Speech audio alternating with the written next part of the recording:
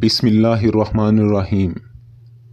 زین voice channel کی جانب سے تمام معزز سامعین کو السلام علیکم۔ ایک دفعہ کا ذکر ہے کہ ایک بادشاہ اپنے محل کی چھت پر چہل قدمی کر رہا تھا کہ اس کی نظر ساتھ والے گھر پر پڑی، جہاں ایک بہت ہی خوبصورت عورت تھی۔ بادشاہ کو وہ بھا گئی اور بادشاہ نے اپنی باندی کو بلا کر پوچھا کہ یہ عورت کون ہے؟ تو باندی نے جواب دیا کہ یہ تو آپ کے وزیر فیروز کی بیوی ہے۔ اس عورت کا حسن و جمال بادشاہ پر چھا چکا تھا، چنانچہ اس نے فیروز کو بلایا اور ایک خط دیا کہ تم یہ فلاں ملک میں دے آؤ اور تب تک واپس نہ آنا جب تک اس کا جواب نہ مل جائے۔ بادشاہ کی نیت اس عورت کے لیے خراب ہو چکی تھی، چنانچہ فیروز جلدی سے گھر گیا اور وہ خط اپنے تکیے کے نیچے رکھا اور سو گیا۔ صبح وہ جلدی ہی روانہ ہو گیا اور جاتے ہوئے وہ خط تکیے کے نیچے ہی پڑا رہا۔ کچھ دیر کے بعد جیسے ہی فیروز اپنے گھر سے نکلا، بادشاہ اس کی طاق میں تھا۔ اس نے دروازہ کھٹکھٹایا تو اندر سے اسی عورت نے پوچھا کہ کون؟ تو بادشاہ نے جواب دیا، میں تمہارے شوہر کا مالک اور بادشاہ ہوں۔ تو عورت نے اسے اندر آنے کا کہا۔ بادشاہ نے جواب دیا کہ میں ادھر آیا ہوں، تمہیں کوئی خوشی نہیں ہوئی؟ میں تمہارے شوہر کا مالک اور بادشاہ ہوں۔ عورت بادشاہ کے ارادوں کو سمجھ گئی تھی اور اس نے دعا کی، یا اللہ، میں بادشاہ سے پناہ چاہتی ہوں۔ عورت نے بادشاہ کی طرف دیکھا اور بادشاہ کو کہا کہ آپ اس جگہ کا پھل کھانے آئے ہیں جہاں آپ کا کتا رہتا ہے۔ شیر جتنا ہی طاقتور کیوں نہ ہو، وہ کبھی بھی مردہ گوشت نہیں کھاتا۔ یہ بات سن کر بادشاہ کو بہت غصہ آیا اور وہ واپس چلا گیا اور جاتے جاتے اس کا رومال وہاں گر گیا۔ رستے میں جب فیروز نے دیکھا کہ وہ خط نہیں لے کر گیا تو وہ واپس پلٹا۔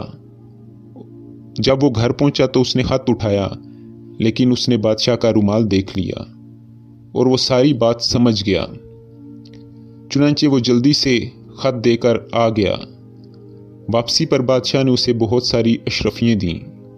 فیروز بازار گیا اور اپنی بیوی کے لیے بہت ہی زیادہ کپڑے لے کر آیا اور اس کے لیے بہت ہی زیادہ تحائف لے کر آیا اور بیوی کو کہا کہ آؤ میں تمہیں تمہارے گھر چھوڑ آتا ہوں۔ فیروز اپنی بیوی کو گھر چھوڑ آیا اور اسے کہا کہ اب میں تمہیں لینے کے لیے نہیں آؤں گا۔ جب کچھ دن گزرے تو سالوں نے فیروز سے گھر بھیجنے کی وجہ پوچھی تو فیروز نے کہا کہ اب میں اسے واپس نہیں لے کر جاؤں گا۔ تو سالوں نے کہا کہ ہم آپ کا فیصلہ قاضی صاحب کے پاس لے کر جاتے ہیں۔ چنانچہ قاضی صاحب بادشاہ کے پاس ہی بیٹھے تھے۔ فیروز اور اس کے سالے قاضی صاحب کے پاس آ گئے۔ قاضی نے پوچھا سالوں سے کہ ہمیں بتاؤ کیا ہوا ہے؟ تو سالوں نے جواب دیا کہ ہم نے اس کی طرف ایک ہرا بھرا باغ بیچا تھا جو اس نے ہمیں واپس لوٹا دیا۔ تو قاضی نے فیروز سے پوچھا کیا یہ صحیح کہہ رہے ہیں؟ تو فیروز نے جواب دیا، ہاں، انہوں نے مجھے ایک باغ دیا تھا اور میں نے وہ باغ اسی حالت میں انہیں واپس لوٹا دیا اور میرے ذمے اس کا کوئی قرض نہیں ہے۔ تو سالوں نے جواب دیا، ہاں واقعی اس نے باغ ہمیں واپس اچھی حالت میں دیا، لیکن ہم باغ واپس دینے کی وجہ پوچھتے ہیں۔ تو فیروز نے کہا کہ میرا باغ ہرا بھرا تھا اور میں بہت خوش تھا، لیکن میں نے وہاں پر شیر کے پنجوں کے نشان دیکھے ہیں جس سے میں بہت خوفزدہ ہو گیا ہوں۔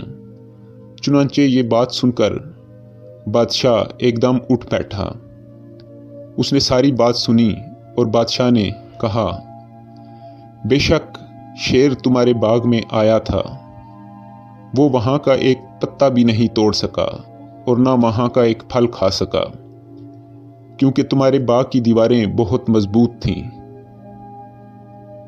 अब तुम अपनी बीवी को लेकर जा सकते हो और शेर कभी अब वहां नहीं आएगा। चुनांचे फिरोज अपनी बीवी को वापस घर ले गया और खुशी से रहने लगा। तो दोस्तों, देखें इन्होंने फैसला कैसे किया कि इस बात का ना तो काजी को पता चला और ना इसके सालों को, और वो हंसी खुशी जिंदगी गुजारने लगे।